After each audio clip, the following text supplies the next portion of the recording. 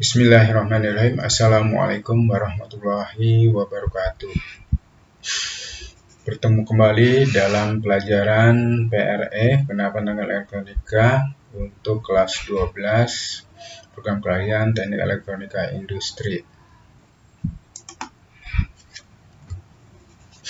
Baik, dalam pertemuan hari ini kita akan melanjutkan pelajaran kita tentang masih berkaitan dengan daya. Cuma untuk yang sekarang kita akan belajar mengenai bagaimana kita mengendalikan daya. Salah satu alat untuk mengendalikan daya itu adalah PWM. PWM adalah suatu teknik modulasi yang mengubah lebar pulsa dengan nilai frekuensi dan amplitudo yang tetap, di mana PWM ini biasanya digunakan untuk mengatur atau mengendalikan kecepatan pada rangkaian-rangkaian yang di dalamnya terdapat saklar elektronik. Nah, saklar elektronik itu misalnya adalah transistor, ya, kemudian MOSFET, IGBT, SCR, triak, dan sebagainya. Ya, komponen-komponen ini biasanya nanti dipasangkan pada biasanya pada motor servo, motor DC, motor lainnya, ya, atau juga nanti bisa digunakan untuk mengatur kecerahan lampu LED. Nah, ini adalah satu rangkaian sederhana yang berfungsi sebagai pulse width modulation, ya, di mana rangkaian ini, rangkaian utamanya atau jantungnya itu adalah IC-NE555. IC-NE555 ini kemudian dirancang menjadi rangkaian stabil multivibrator, di mana di sini ada R 1 kilo, kemudian ada potensial 50 kilo dan C 100 nano. Nah, komponen-komponen ini membentuk atau nanti akan mengisolasi menghasilkan frekuensi yang tertentu, ya.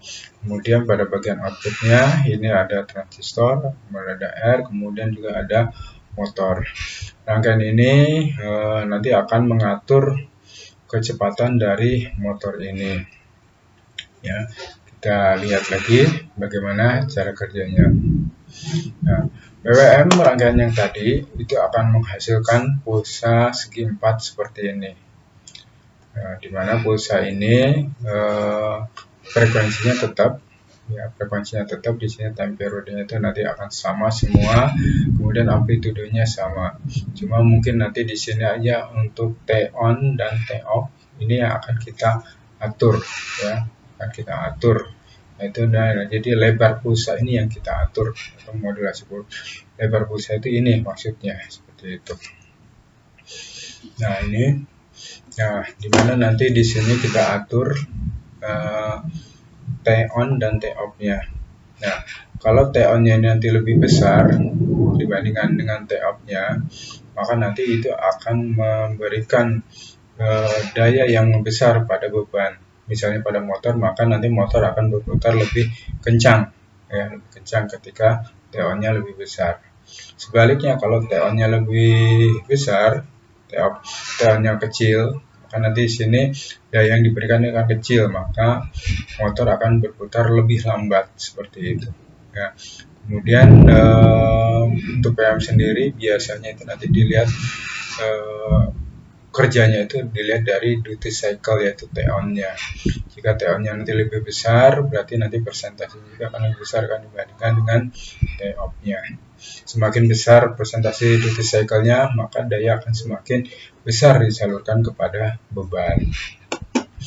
Baik, mungkin kita lihat serangkaian simulasinya. Nah, di sini kita coba membuat rangkaian simulasi dengan menggunakan aplikasi Proteus.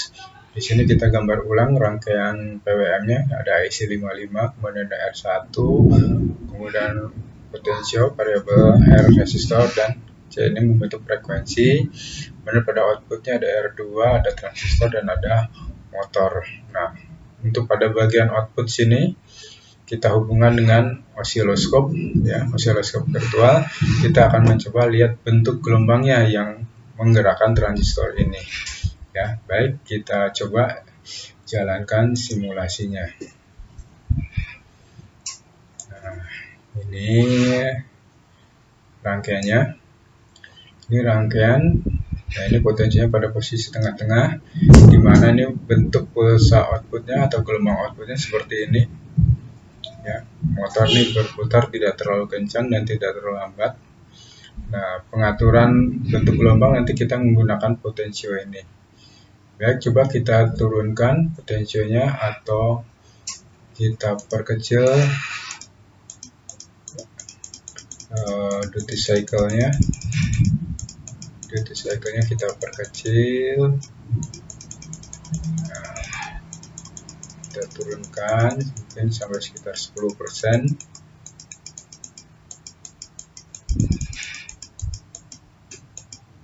Nah, ini 10%.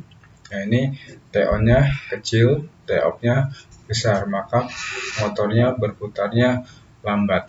Ya, karena daya yang diberikan di sini sedikit banget, ya, sedikit sekali, maka motornya akan berputar jadi lebih lambat.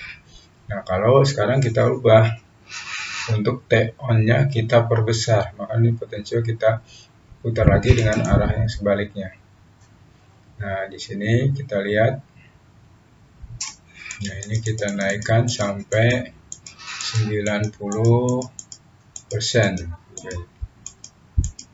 Ya, nah, 90%. Nah, ini TO-nya jadi lebih besar dibandingkan dengan TO-nya, maka motor akan berputar lebih kencang dibandingkan dengan yang tadi. Ya, nah ini maka nanti pengaturan ini yang kita gunakan sebagai, yang kita sebut sebagai PWM seperti itu. Mungkin adalah rangkaian sederhananya. Untuk rangkaian PWM sendiri tidak selalu menggunakan IC55. Ini bukan ada rangkaian yang sederhana saja.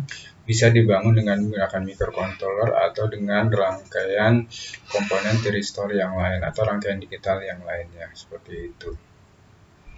Kita lihat di sini motornya berputar. Ya, jadi bukan arahnya tapi kecepatan motornya seperti itu.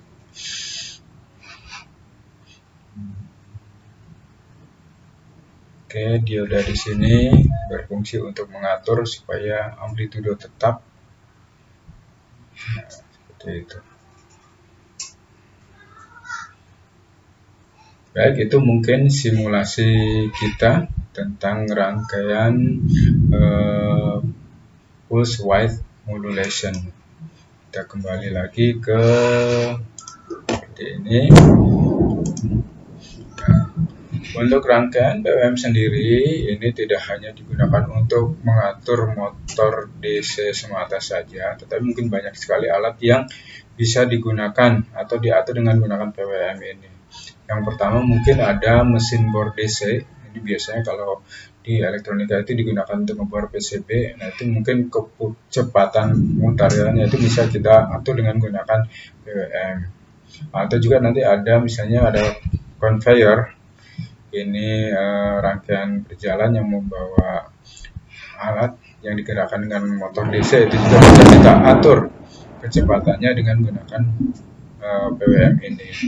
Kemudian juga bisa kita gunakan untuk mengatur kecerahan lampu LED, ya, PWM ini. Atau nanti juga bisa juga misalnya kipas angin DC, ya, seperti DC kita bisa gunakan PWM ini untuk mengatur kecepatannya. Dan mungkin masih banyak yang lainnya seperti alat-alat yang bisa digunakan dengan pengaturan PWM ini seperti itu. Baik, terima kasih. Itu saja mungkin yang bisa kami sampaikan tentang pulse width modulation. Terima kasih atas perhatiannya. Mari kita tetap semangat belajar. Ya, mudah-mudahan apa yang kita dapat dimudahkan oleh Allah Subhanahu wa Ta'ala. Terima kasih. Sekian dari kami. Wassalamualaikum warahmatullahi wabarakatuh.